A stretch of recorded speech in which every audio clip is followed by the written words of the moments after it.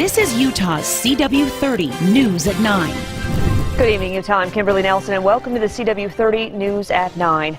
An attempted child abduction has families in Daybreak on high alert tonight. Sinking in how incredibly scary and how close we were to not seeing that little boy anymore. Tonight, the South Jordan mother spoke exclusively with Good for Utah about the attempted abduction of her 8-year-old son and how he managed to get away. Good for Utah's Rick Aaron is live in the newsroom tonight with the story. Rick?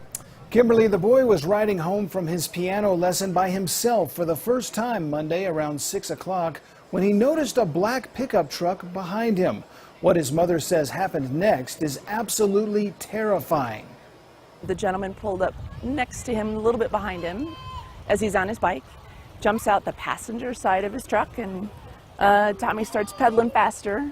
He runs after him, grabs him by the shoulders. He jumped out of the car and tried to grab me. But Tommy had training in 2nd grade through a program called radKIDS, and he fought back. I elbowed him in the nose, screamed in his mouth. Tommy thankfully remembered his radKIDS that he learned at East Lake Elementary, and he turned around and popped him with his elbow right square in the nose.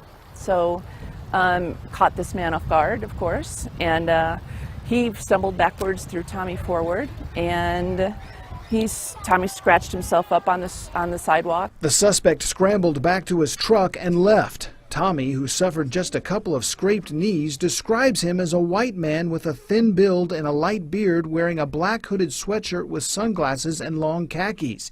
He says the truck was a medium-sized black pickup with a skull sticker on the back window. South Jordan Police Lieutenant Matt Pennington says Tommy did the right thing by fighting back. And if something like this does happen, to fight and scream and yell for help and do what they can to protect themselves. Holy cow, I'm so proud of him. He was very conscious, trying to remember all the details that he could and everything about him and where the man went, and followed him, except we didn't get a license plate, unfortunately.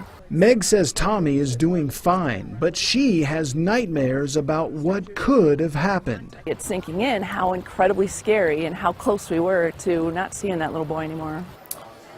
Concerned residents are circulating an email around the Daybreak community warning parents to keep an eye out for that man and to keep a close eye on their kids.